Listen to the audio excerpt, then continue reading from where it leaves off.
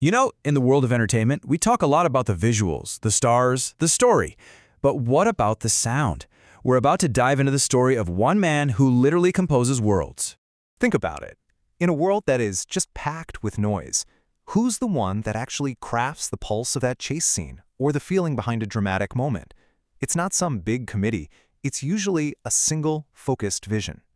So where does a story like this even begin? Well, every legend has an origin. And his starts with a talent that just seemed to pop up, almost fully formed. A real prodigy who you could just tell was destined to change how the industry sounds.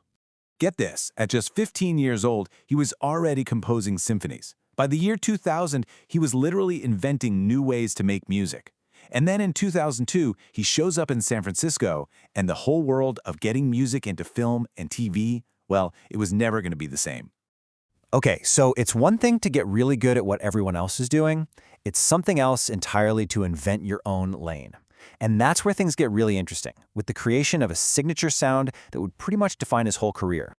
He called it Groove Shadow. And what is that? It's a totally new production technique. He built it by layering thousands of sounds. We're talking original recordings, stuff he programmed, everything from organic textures to these sharp electronic hits. It wasn't just a new style, it was like he created a whole new language for building rhythm itself.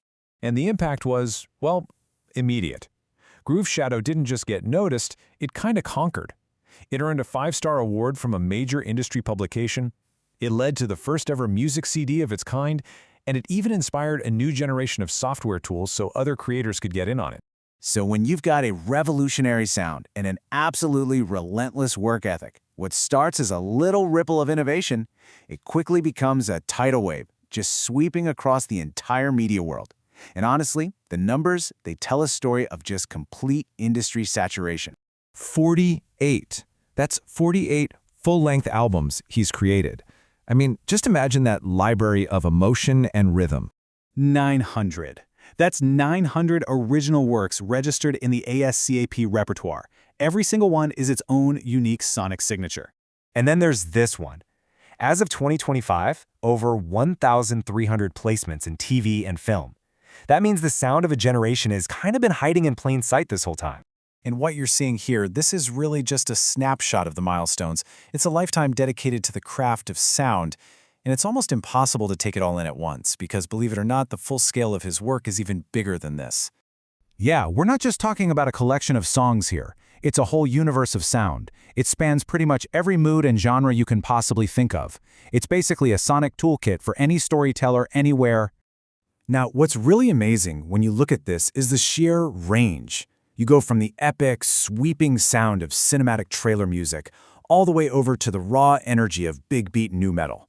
Then there's intimate pop and soul right next to the classic style of big band and solo piano. He doesn't just work in these genres, he basically builds them. And here is the absolutely crucial point. This entire universe of sound is built for creators. One stop, easy clearance. That's a radically accessible move. It's designed to just remove every single barrier between a storyteller's vision and their perfect soundtrack. So in the end, it's not just about one song or one album. It's about creating entire formats, entire genres. So when you ask that question, who creates the sound of a moment, the answer isn't just a composer. It's an architect, an innovator, CMDess.